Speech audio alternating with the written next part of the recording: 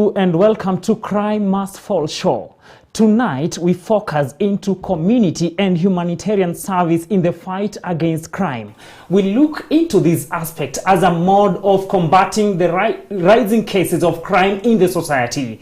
In studio we are joined by Mr. Deepak Dodhia. Mr. Deepak Dodhia is a man with a rich experience in community policing, and he is a security consultant who has also done a number of years in humanitarian services with both local and international bodies. We are also joined by Mr. Peter DeCosta. Mr. Peter DeCosta is also a security consultant and a man with a vast experience in humanitarian service both at the international level and at the local level. We look into this matter on how the society, the government, non-governmental organizations, and each and every individual can come together towards combating crime in the aspect of poverty that is ravaging many homes both within and without the country. My name is Cornelius Omuse and I welcome you into this discussion. Remember, this conversation is also live on our Facebook page, Kirk TV Kenya. Our YouTube channel is Kirk TV Kenya. Keep it on Kirk TV till the end of this discussion.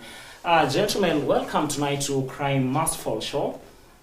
This is your first time, I know, to be here, and briefly we will have a post-mortem of the event that we had today at the Old Nairobi area about the visit by government agencies and also some of the leaders, the senators who are there to see the progress of the Polycare. And just from your experience as security personnel, what do you think this Polycare project to the future of the security as far as sexual and gender-based violence is concerned? Beginning with Mr. Dodhia. It is a great initiative, a really great initiative which will go a long way to the future of our country. Really pleased with what is the transpiring in the recent days, and really looking forward that it getting to another level. Many thanks, Mr. Dodhia. Let's also hear from Mr. Peter DeCosta. Well, it is a very good initiative that is coming up. It is going to fall with our agendas of PSAC, Crime Must Fall, because now with the SBV Polycare setups that are coming around in all the stations, I think we will be able to reduce the SDBV cases because there will be more evidence and more people will be actually convicted. Many thanks, gentlemen, for your input as far as sexual and gender-based violence is concerned, and all modes and strategies that are being put in place towards combating it. And just briefly, we would like to hear from you, because there is this issue, people talk, okay, he comes or he or she comes from the humanitarian service, humanitarian world, community service. In most instances, our viewer may really want to understand what is it all about humanitarian service.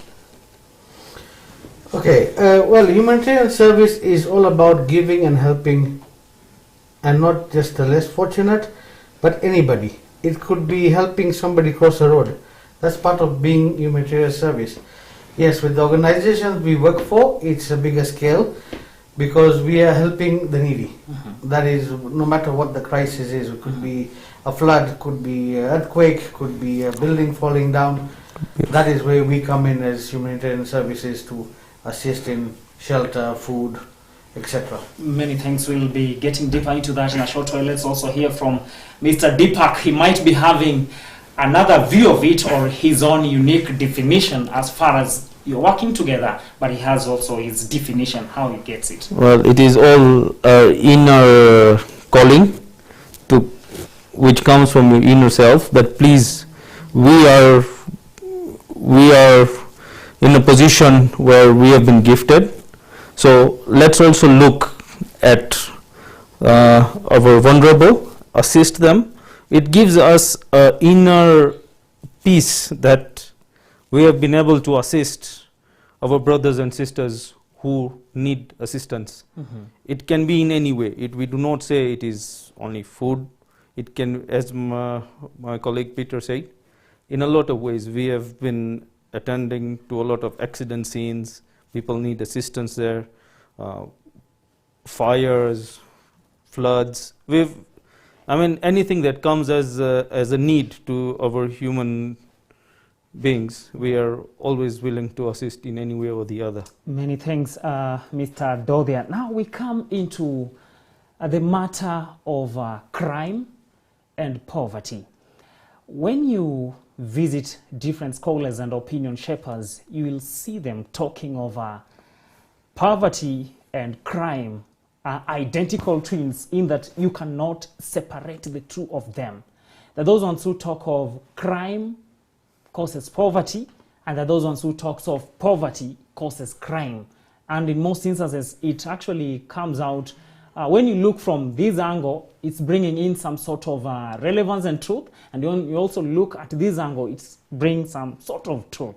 What exactly, is it crime that causes poverty, or what usually comes first? Mr. Mr. DeCosta. Well, what comes first is the poverty, the need for something, which then creates a desire of receiving or achieving that thing at any expense. That's what causes the crime. So example for us currently now in COVID-19, with a lot of companies laying off people, we find petty crime has increased because everybody is looking, how do I feed my family, and what's the easiest way out is rob a phone, sell it for 5,000 shillings, 2,000 shillings, get food on my plate. Mm-hmm. And let's look into this aspect, especially when the COVID-19 matter came up and the lockdown measures, the restrictions, people not going to work, and a number of companies laying off their staff, loss of income and everything. I believe that you in the security industry have had your data and the statistics as far as the rates and the cases that have been reported to the agencies. What is the comparison before and where we are right now, and even the projection for the future? Well, Mr. Dodhia. It is on the rise. As we all aware, a lot of people have been laid off work and are having to face tougher times. But as it is everywhere in the world, it is the same situation, and it is increasing.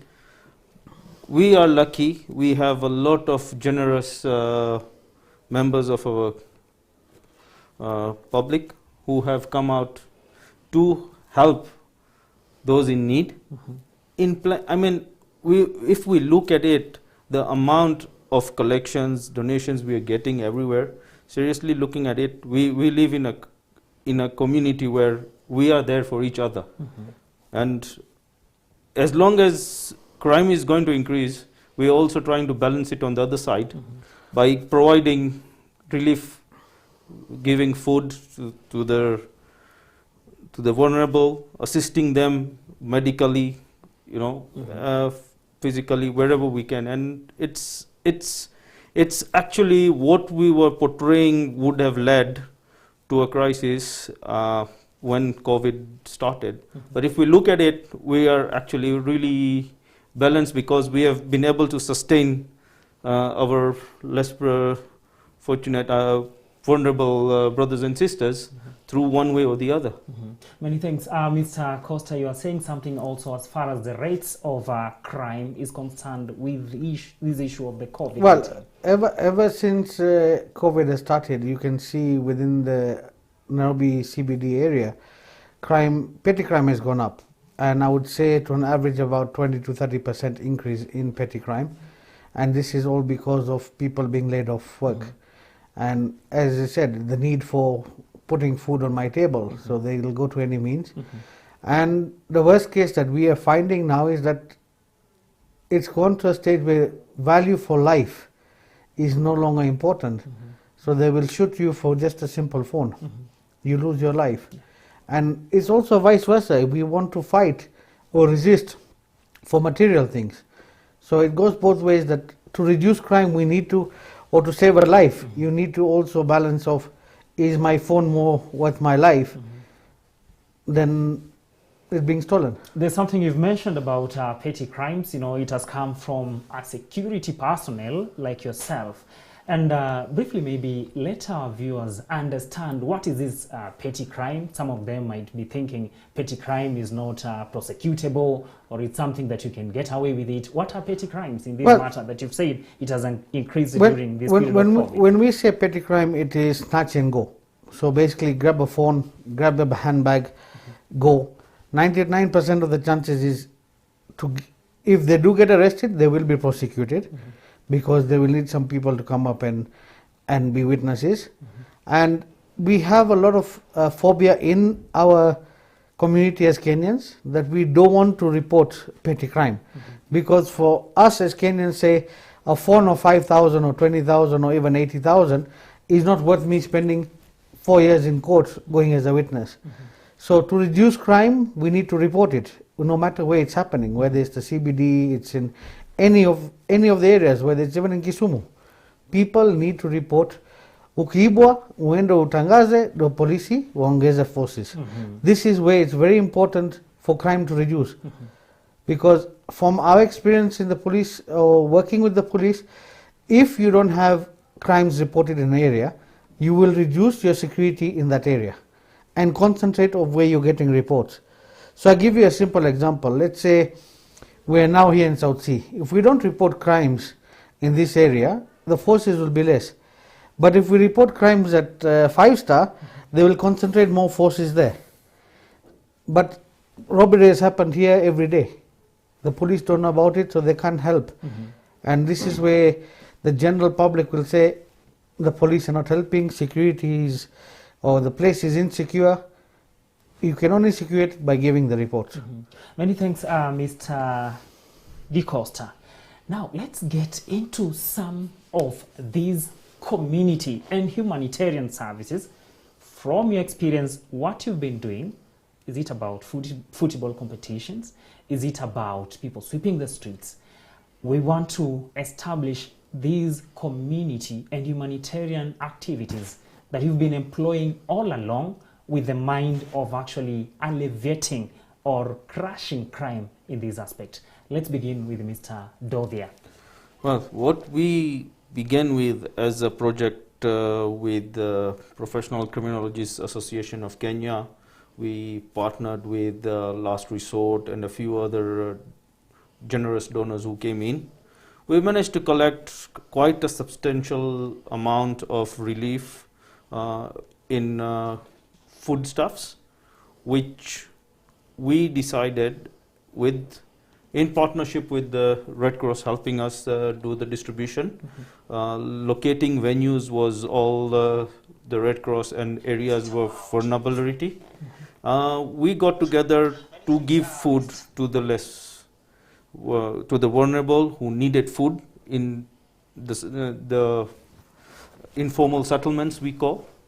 We've gone around a lot of places within Nairobi and outside Nairobi, and it has helped quite a lot because we have seen scenarios where really people have not had meals for days and really appreciate that we've brought them something.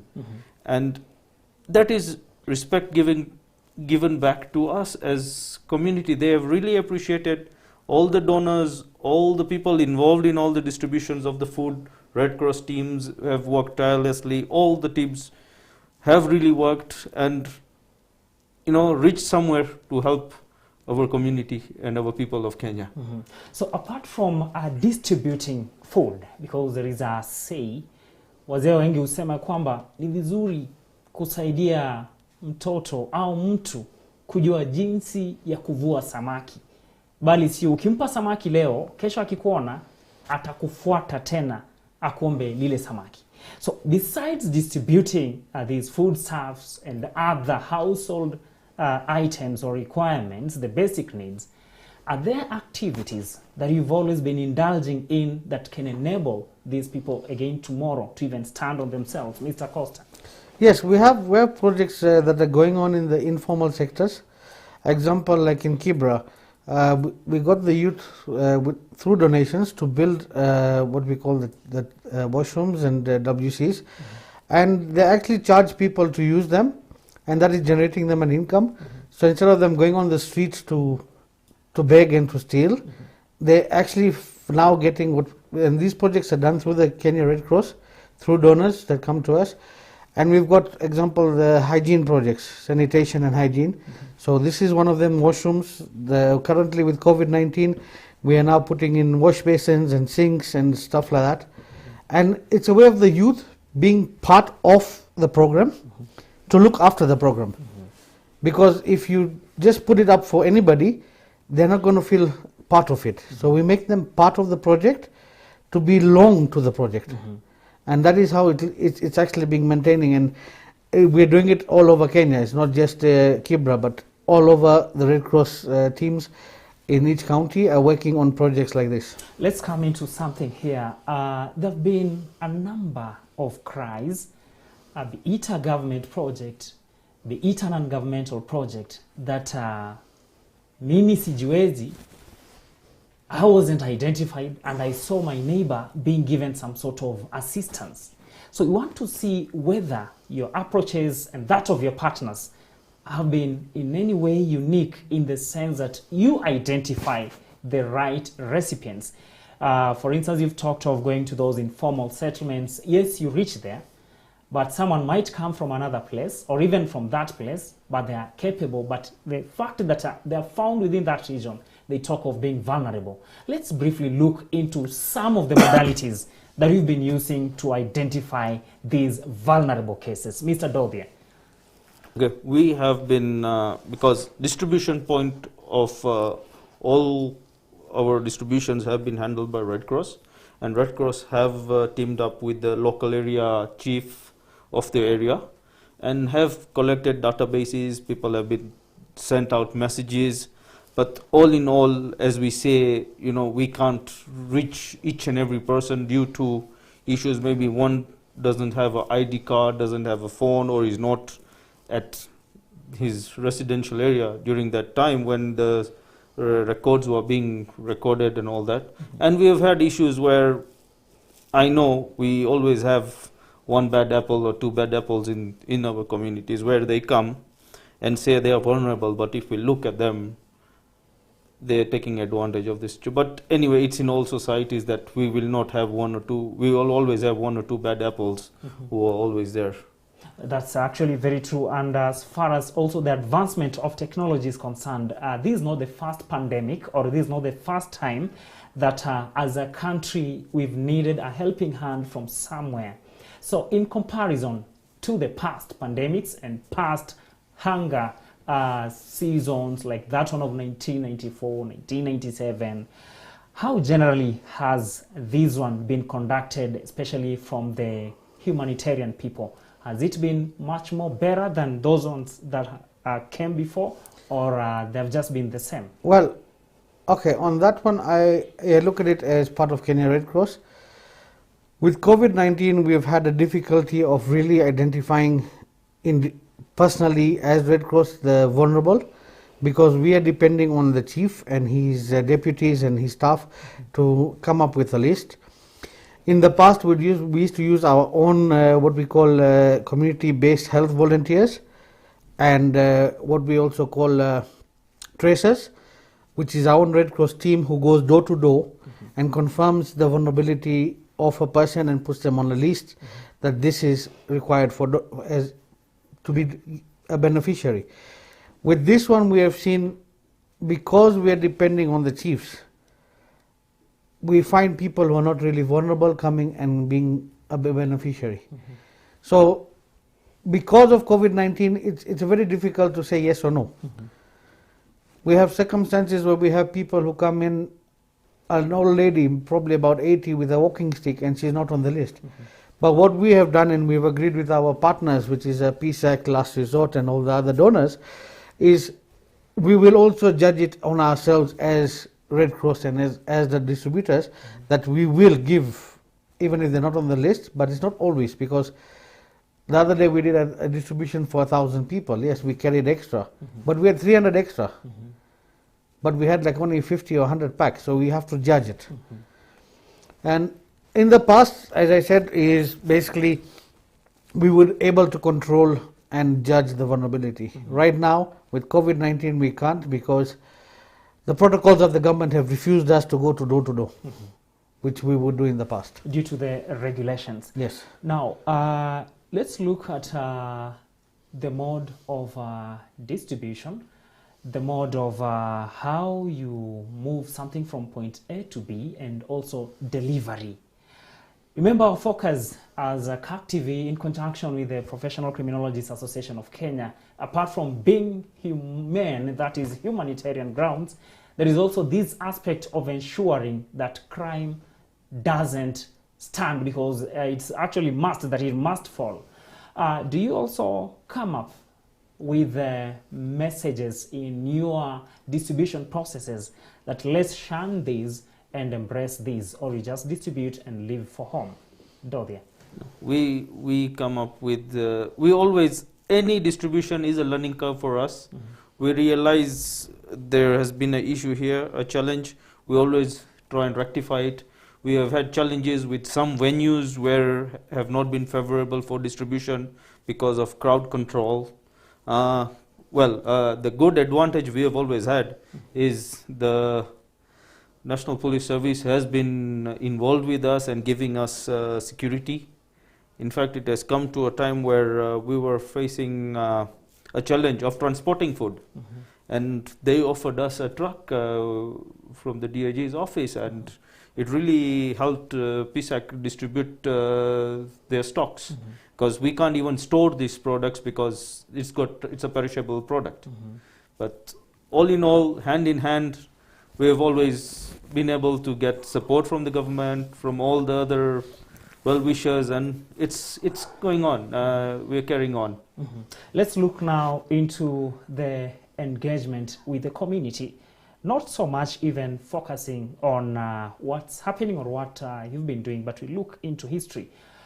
In some instances, I remember after the 1992 clashes, there are those humanitarian people who went, especially in those sides of the Rift Valley, which was affected by the civil clashes.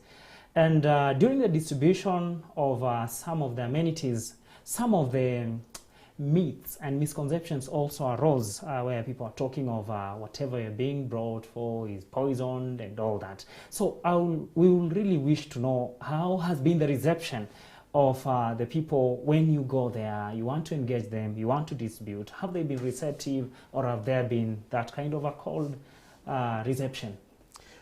Well, currently, if we're talking about now with the COVID-19 issues and all, we have been received very well by people. We have done distributions in Machakos, we've done distributions in Magadi, we've done distributions in Laikipia, we've done in Isiolo.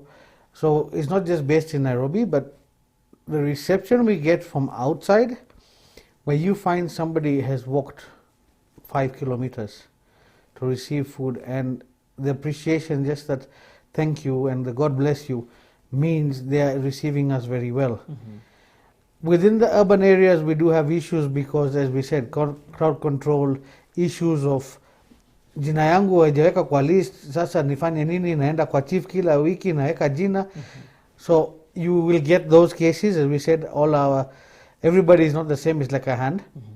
All 5 fingers are not the same. But generally, in all the Red Cross, PSAC, last resort food distributions, we have been received very, very welcoming to the communities. And lastly, before we go for a quick commercial break, Mr. Dodhia will let our viewers also understand this. In some instances, you realize there is that notion with some of the practitioners in this humanitarian world, where they talk of the only help maybe the informal settlements in towns, while you realize that also in the rural areas, there are those places that are so much even more vulnerable. They require food. People go without anything. Yes, they don't pay rent. They are in the countryside. But when you look at their lifestyles, life standards, it's actually at a very sorry state. Have you looked into that? Have you addressed that? Or have you also been actually going into the rural areas? We, as my colleague Peter said, urban areas is a bit crazy, where people are trying to get whatever they can grasp. But the humblest people I have come across Kenya is in the rural areas. They are, if we look at their lifestyles, they have to go 20 kilometers, 5 kilometers, 10 kilometers to fetch water. They don't have power in some areas. The food, like the other day we had gone to Magadi, it is dry. And they really appreciated what we brought for them. And, you know, farming is very difficult in the area because it's semi-arid. They are more pastoralists in the area, so they are always moving up and down with their livestock.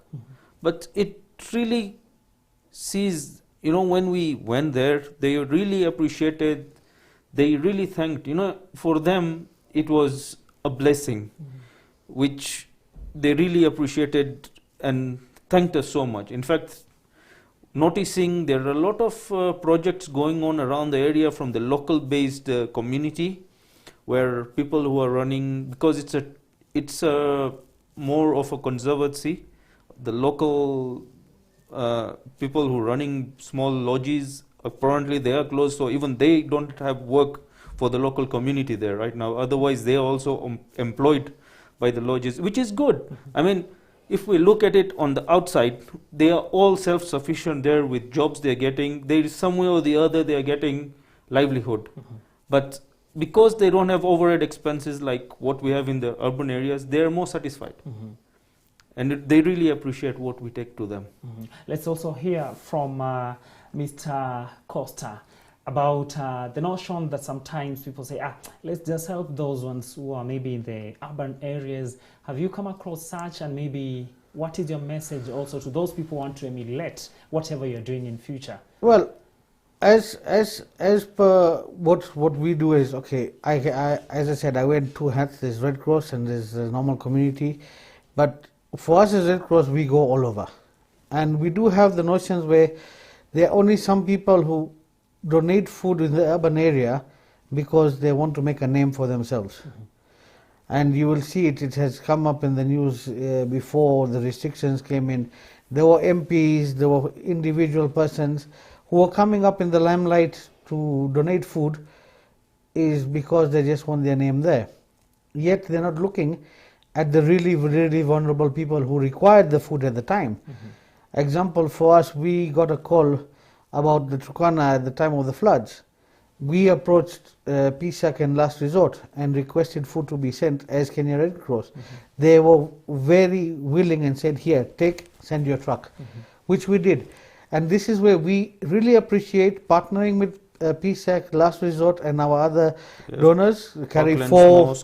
There's the Ramgaria RYA, there's the Parklands Mosque, Cycle for Life. Cycle for Life. These are all people working with us for distribution. Yes, they want to distribute, but they said because the government has put these protocols in, we want you as Red Cross to assist. So wherever we have asked that we need to go to Magadi, we need to go to Isiolo, or you name the places, what was the last one, Laikipia, and all these places, they have been willing, and they come themselves also, which is so benefit for us as Red Cross, because 90% of the time as Red Cross, people give you food and tell you go and do it. Here, the donors are part of us. They're coming to the areas. Let's look at some of the comments before we go for a quick commercial break and we come back with more. We have EREM786. They say, so proud of this humanitarian work these gentlemen do. Keep it up. The world needs more people like you. That's a comment from one of the viewers. And then we have someone called Ketna Man. He says, excellent. Keep it up with the great work you're doing. Many thanks. Desire Gomez, he says, keep up the good work. We say thanks. And lastly, we have Baba Faulu, the Corporate Social Responsibility, CSR wing of PCAK, has continued to touch lives remarkably. Kudos, Peter and DP Dodia, for your services above sales. And then another one here talks of great work, keep it up. We actually appreciate for your comments on our SMS number and also on our WhatsApp and on our social media platform. We take a quick commercial break. As we come back, we'll be looking into some of the insights, the deeper things that you are supposed to understand as far as the fight against crime using community and humanitarian service is concerned. Mr. Peter DeCosta is with us in the house, also with Mr. Deepak Dodhia. These are gentlemen with long-term experience on matters humanitarian and also disaster management. They have handled many cases before, and the current one is during the COVID-19 pandemic. Remember, this is a production in conjunction of the Professional Criminologists Association of Kenya and CAC TV as we look on ways on making crimes to fall. In this process, we look into all elements that may make crime to thrive, and then we focus on them both practically and on paper. My name is Cornelius Omuse. We'll come back with more. Do not go too far.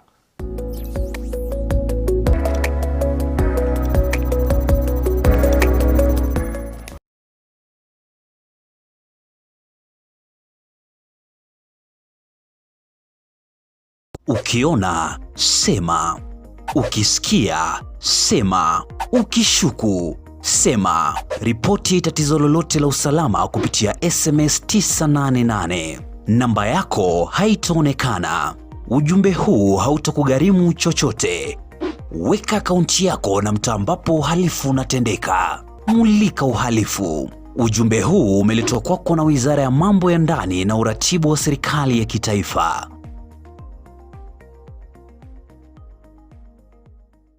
With COVID-19 pandemic, there are emerging issues. Relationships, family issues, emotional challenges like anxiety and depression, lack of basic necessities like food, house rent, and such. This is the reality on the ground. And therefore, even with the eventual reopening of the economy, it's not going to be a grand comeback, but rather we need to be ready for a gradual process of recovery.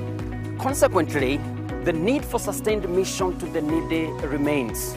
So far, we have been able to reach to 32,000 families through the Adopt a Family initiative.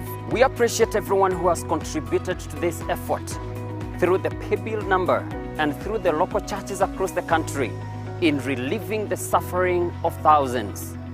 God giving us another day, we appeal to you to continue partnering with PCA Mission Department by expressing our extraordinary kindness.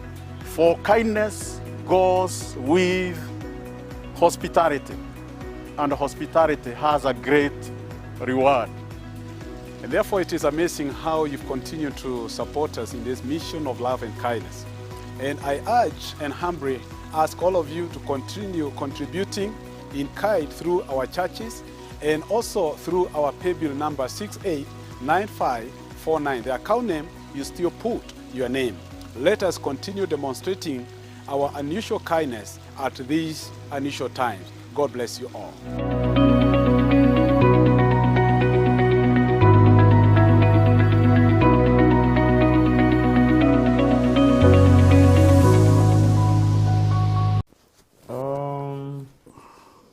Jeremiah 33 verse 3 says, "Call to me and I will answer you and will tell you great and hidden things that you have not known."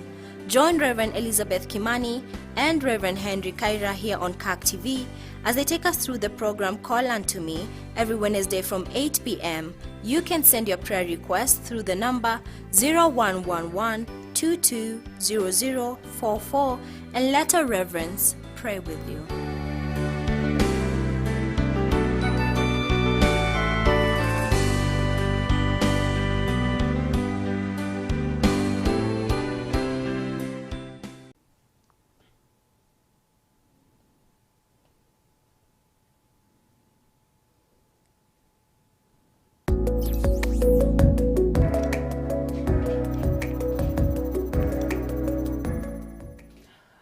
Welcome back and many thanks for tuning into Crime Must Fall Show.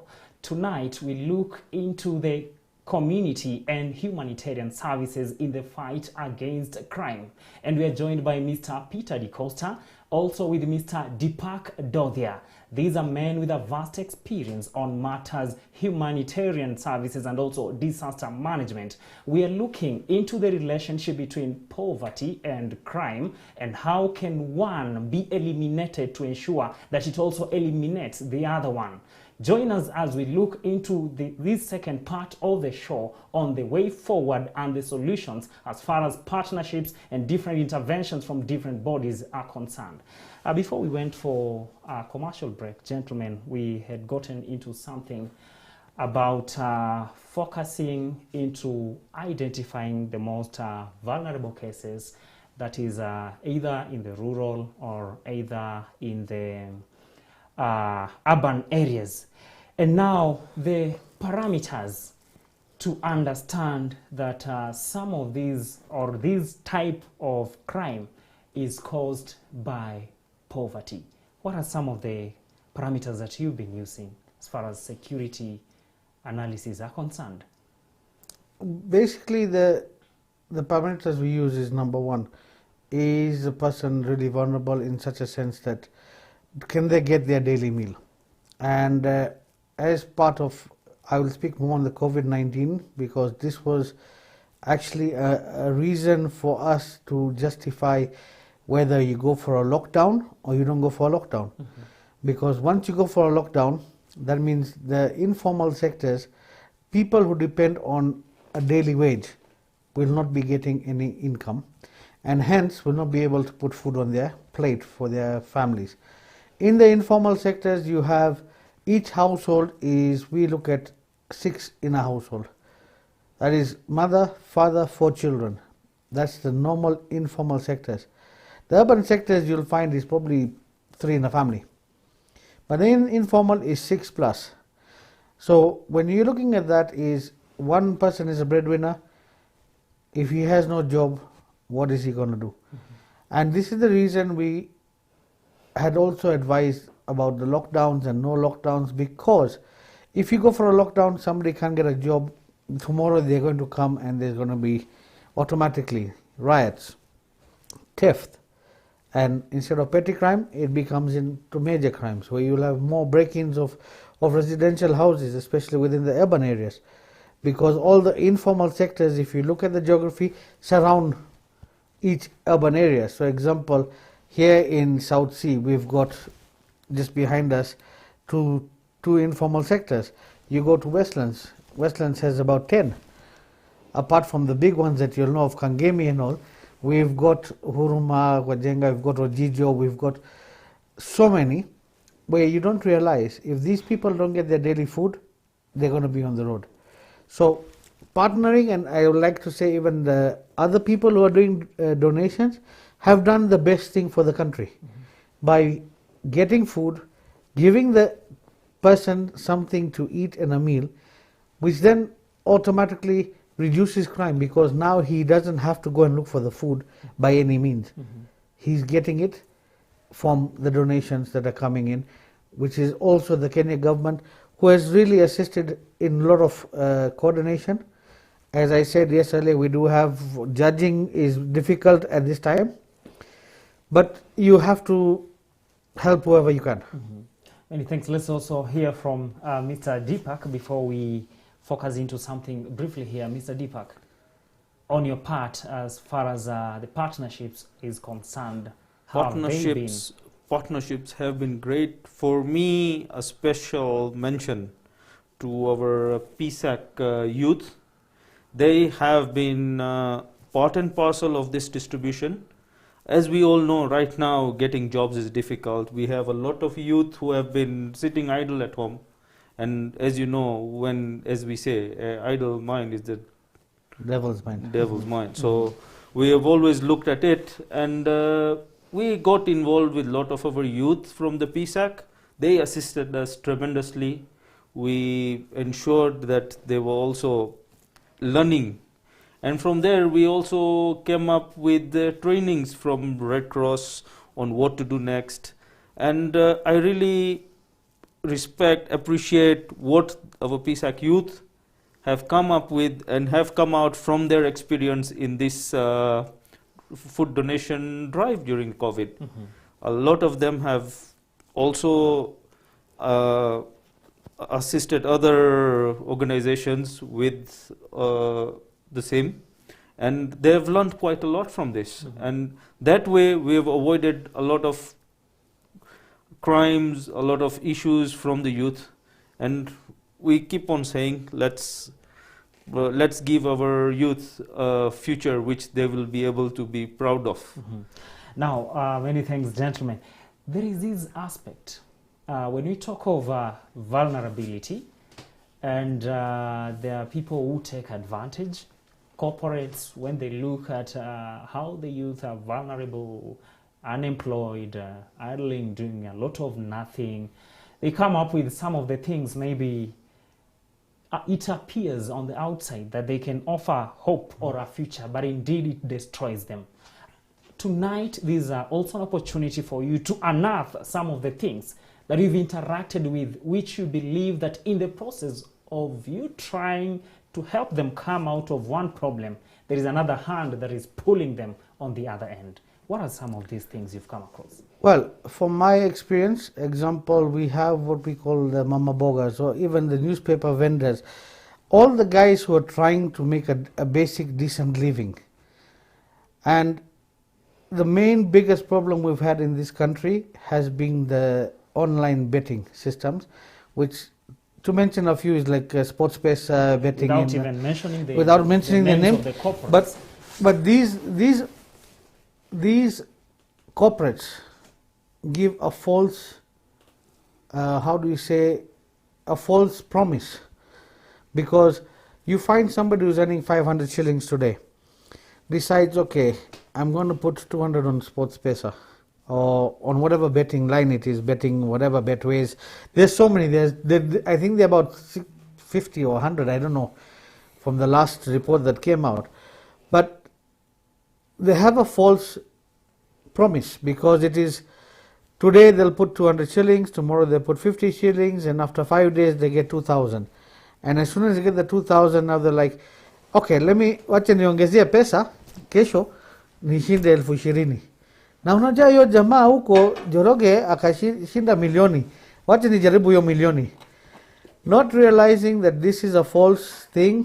The money doesn't stay in this country, it goes out, so it actually creates a cash flow crunch for the country generally, because as we all know, all these corporates have sponsored international teams, own international teams, in whether it's Europa Cup or FA Cups, whatever it is. The money is not being reinvested in our country as Kenya. Our own money is being taken out. So to the 190, easy come, easy go. And this is the thing. Usijaribu kupata pesa bila kutoa jasho. Pesa rahisi itakusaidia. Pesa ya jasho itakaa. So, Mr. Dodhia, also your concern, just to pick up from where Mr. DeCosta has left at, is it because these monies are going outside, or is it because false hopes are being thrown to these vulnerable groups? False hopes. Leo nitapata, nataka deal. You know, that's the language they use, deal. Today, if we look at it, leo utashinda 1,000. Kesho hiyo 1,000 utaenda kuweka, na uongeze ingine juu yake ukifikiria utapata 10,000. But end of the day, if you look at it, that guy, our local community at large is all, if we look at our living standards, they are high, but our income is generally low. If he is earning roughly about $150 a month, and he spends $50 on betting or on any other issue, he is less $50 for that month. And how does he survive? So it leads to any kind of petty crime, it leads to a lot of other things, because he is trying to survive, not because he wants to create, to act into a crime or involve in a crime, but he is doing it because of his stomach. So if we look at it, our seniors, our our superiors should look at this, look at the future of our generation. Many thanks. We want to look into something here. As days are moving on, as technology is advancing, the new era, new media, and as resources are continuing to be more scarce, also the rise of con women and con men are rising so high, where someone wakes up in the morning, they even make a Facebook account that this is a Professional Criminologists Association of Kenya, or this is Mr. Peter D. Costa, or this Deepak Dodhia. We are yet to give thousands of bags of mahindi, so organize yourself. Then in the process, they start talking of deposit this amount of money to help us in fueling. We are bringing them, or I'm working for Dodhia. How have you been able to ensure that you distance yourself from these imposters, or making your targeted audience not to be victims of circumstances of fraud? Okay. On that, the good thing is we have a good social media and network coverage on media, print, whatever. I mean, in Kenya, we are really privileged and blessed to have all those media coverage in any way or the other. And to top it up all, our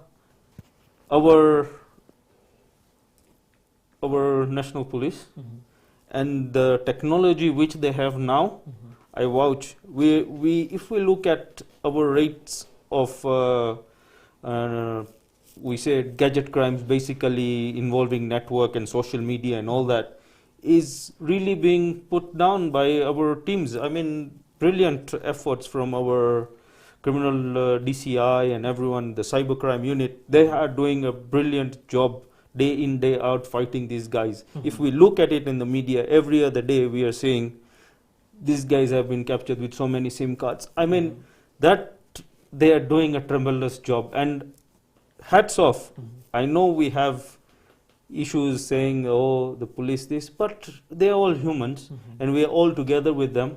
Let's have a system where we can assist each other and go through. I mean, the reforms with the Polycare which has come up, it's great with the SGVB and whatever. I mean, it's going somewhere with the digitalization of our stations and everything. Crime rate is definitely going to fall.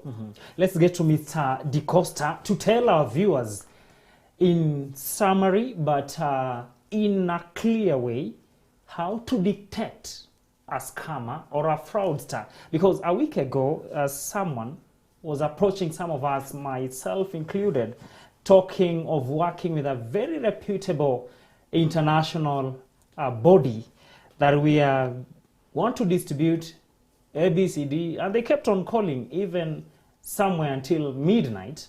But that started sending signals to some of us that these are con man or a fraudster. So in your security knowledge, tell our viewers some of the red light to tell them that I'm dealing with a fraudster. You know, basically, as you said, technology, we have a lot of cybercrime, we have a lot of phone calls coming in where they could be saying they're calling from Safaricom, Airtel or Telcom even, and there's a promotion going on, or they want to confirm your details. One thing I need to tell wananchi, usipe information chochote. You simply tell them, kama unapiga kutoka Safaricom, uko na details zangu nimesha register.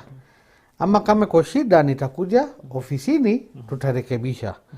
Mambia mimi ofisi gani tunakuja, because most of these con guys you find from the community prisons, especially when you get the phone calls, calling, those are con men who are trying to get your details because they want to get your M-Pesa, they want to get your PIN for the bank accounts, because now with COVID-19 has become even worse. I do say yes, the health crime has gone up because everybody has moved to mobile banking, especially the middle class are all on mobile banking. So when you give your details of your ID, your PIN, they just need your telephone number and your ID, and they will change your PINs, because all they need is, when they are asked by the Safaricom or the subscriber, the provider, they'll say the last call was from this number, which is their number to your number.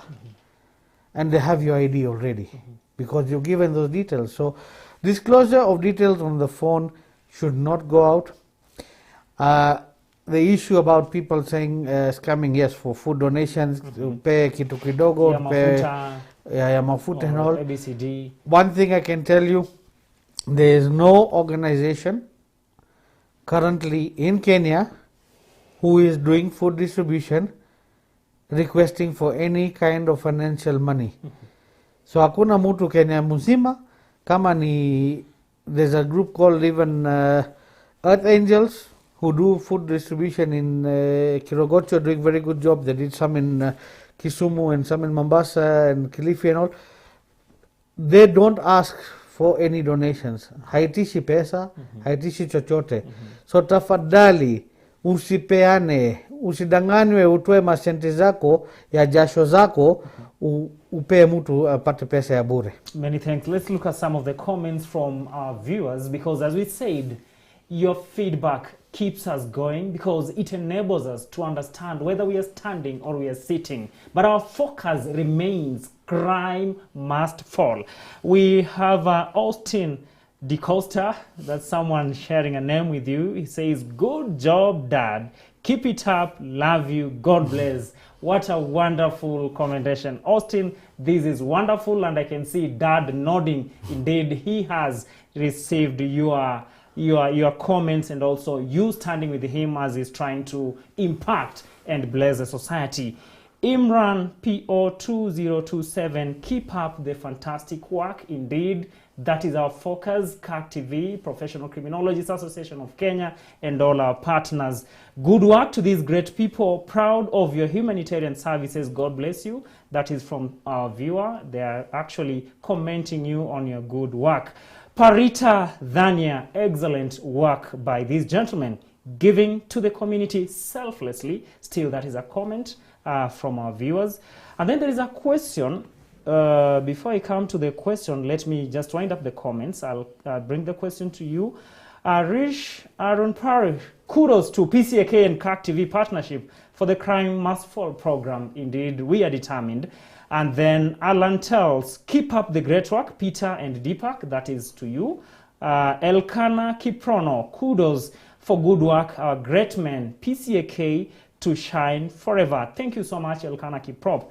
And Kiprono, and then Bausch Bin Bush, crime must fall. All sustainable government initiative to youth could have great impact. Kudos, PCAK. Many thanks. Now, the question is here from one of our viewers. How can they help groups in rural areas, more so Wamama? We have been helping. In fact, we have a group from Isiolo. Is it St. Lady or Nazareth or Joseph? Mary. We have Joseph Mary. We have done since COVID started. They have been having issues with the children's home there. Donations didn't come, and through our chairman who brought it up to us, privately we have got donors assisting, and we have been doing it for over 2 months now, and it's carrying on. It's always good when we have groups. Let them come out. They have the local representatives from their area. They should pick it up, bring it up. There is always a Red Cross chairman of the area. They can go to them, and they will always look at ways of coming back, because Red Cross is not only based in Nairobi, it is based countrywide and worldwide. But as our teams here, we collaborate with anyone who comes with information to us to try and assist them where we can. Many things. And now as we come to the home stretch of the show, there is nothing that comes so easy, especially under the sun, but always there is a way forward. Let's hear from you some of these challenges that you face in your execution of duties when your heart continues to be touched to stand with a neighbor or a friend who is in need. What are some of these things that you keep on encountering, and you see a hill, but you keep on fighting, and also sometimes here is an opportunity for you to blow the trumpet and say that sometimes we lack water to drink. What are some of these challenges? Well, as you're saying, lacking water has been a challenge for us most of the time as a Red Cross, because yes, we're doing food distribution and sometimes it's a whole day, but we do have some donors who do give us sometimes. The other challenges we face is basically sometimes it's just modality of communication, because moving from point A to point B, example like now in Nairobi, we had the issues because all the vehicles had gone out to Turkana and everything for the national disasters, and we had to look at scenarios of how to move teams here. So there is always a challenge, plus and minus. So being a donor doesn't mean you have to just give food to help the beneficiaries. You could be a donor by even giving a transport modality. Like we had this transporter called Masai, who helped us with PSAC distributions and also other Red Cross distributions. But his way of donating was giving us a vehicle. So donation doesn't mean, or humanitarian doesn't just mean food. It means doing anything possible to help somebody who needs something. So even it's like example, taking a serviette and giving somebody to wipe his face is a humanitarian job. It's part of humanitarian work. Many thanks. Now just a winding or a parting shot, beginning from you. What is your encouragement to someone there who wishes to emulate your work, or even another one who may not really come out to as a humanitarian person, but what is your calling unto them? To eat while the neighbor is sleeping hungry, or to throw into the dustbin, or extend a hand? To our brothers and sisters, all we say is, let's not waste. Look at below us who really needs what we are going to waste, or what we go and spend unnecessarily. Let's give it to our vulnerable brothers and sisters.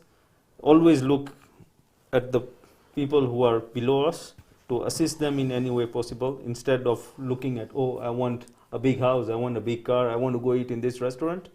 Always, we are all we are here is from the Almighty above, and it's His blessings that we are here, and we always need to return back to what we have got from our life. Many thanks. Mr. DeCosta. Well, similar to what my colleague Mr. Dodgy has said, example, in my house I have a policy. I tell my children, and this is from my grandfather and grandmother's time, where they tell us to make sure your eyes are not bigger than your stomach. So in other words, usipakua chakula sahani imejaa na huwezi maliza and then utupe. Eat what you can. Don't overeat. Don't waste. Because with my children, I've told them, you're wasting even a grain of rice. And I've shown them videos of places we've done humanitarian work where the person doesn't have that grain to eat. And this is where they have learnt it now themselves, to take what they can eat, and if they want more, go and take more. But don't take to waste.